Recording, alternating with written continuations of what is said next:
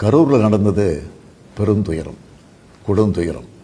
இதுவரை நடக்காத துயரம், இனி நடக்கக்கூடாத துயரம்.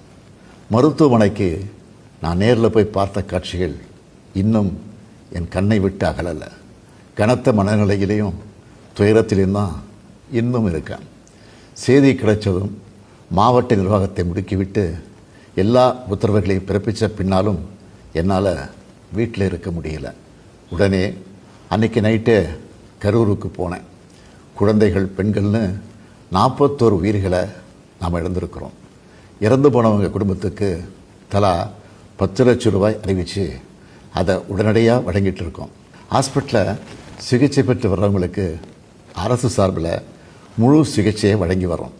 நடந்த சம்பவங்களுக்கான முழுமையான உண்மையான காரணத்தை ஆராய முன்னாள் நீதியரசர் அருணா ஜெகதீசன் அவர்கள் தலைமையில் ஒரு நபர் விசாரணை ஆணையம் அமைக்கப்பட்டிருக்கு.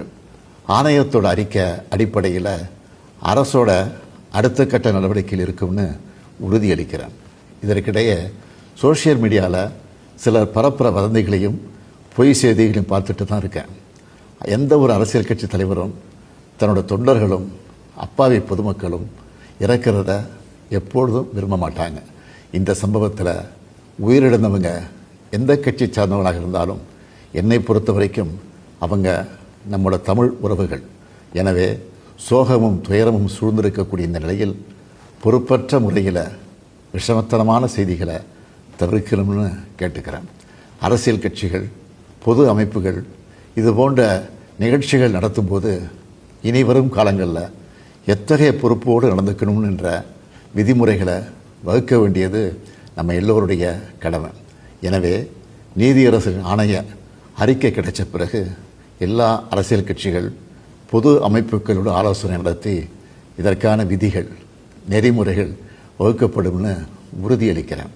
அத்தகைய நெறிமுறைகளுக்கு எல்லாரும் ஒத்துழைப்பு தருவாங்கன்னு நம்புகிறேன்.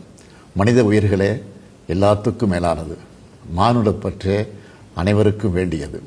அரசியல் நிலைப்பாடுகள், கொள்கை முரண்பாடுகள், தனி மனித பகைகள்னு எல்லாத்தையும் விளக்கி வச்சுட்டு எல்லாரும் மக்களுடைய நலனுக்காக சிந்திக்கணும்னு கேட்டுக்கிறேன். தமிழ்நாடு எப்போவுமே நாட்டுக்கு பல வகைகளில் முன்னோடியாகத்தான் இருந்திருக்கு. இதுபோன்ற நிகழ்வுகள் இனி எந்த காலத்திலையும் நடக்காமல் தடுக்க வேண்டியது நம்ம எல்லோருடைய கடமை. நன்றி, வணக்கம்.